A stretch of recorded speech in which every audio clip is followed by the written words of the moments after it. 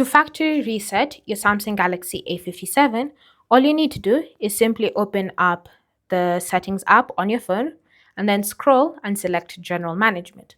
From here, look for Reset and tap on it, and then scroll down and select Factory Data Reset.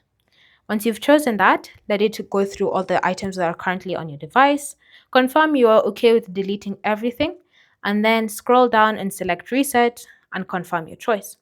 And simply wait for it to go through the process of erasing every single bit of data currently on your Galaxy A57.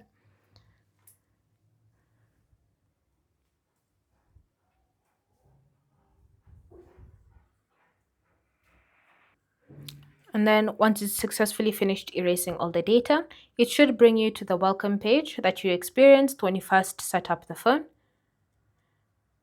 which confirms you've successfully erased every single bit of data. Thanks for watching, and I'll see you in the next video.